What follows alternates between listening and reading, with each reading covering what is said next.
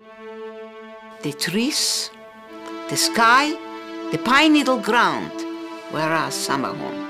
The underground hut was our winter home. The will to survive gave Jewish partisans strength to live in conditions that were otherwise intolerable, and in every place imaginable.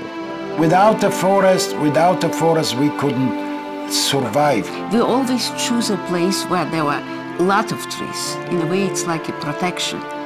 Many partisans built underground bunkers called zimlankas. Half buried in the ground and half above the ground.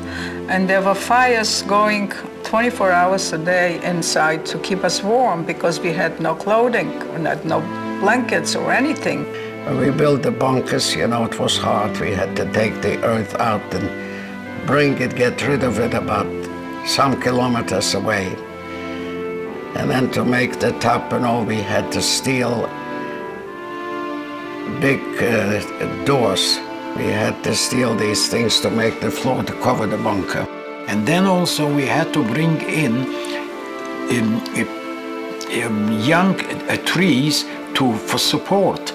Once the bunker was dug, we had to put in to hold down the ceiling. And the ceiling also was for wood.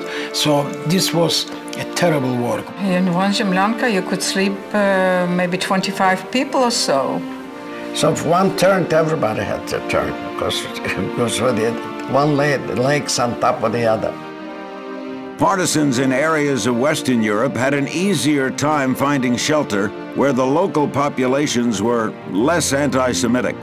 We had a situation where there were barns all over the place, and there were little huts for taking care of people when they come and get lost. Other partisans found shelter from friendly locals, or sometimes had to intimidate their way in. So we would occupy peasants' homes and stay there. We used to go in when we knew that there's no Germans, then we used to go in and be there. So we used to occupy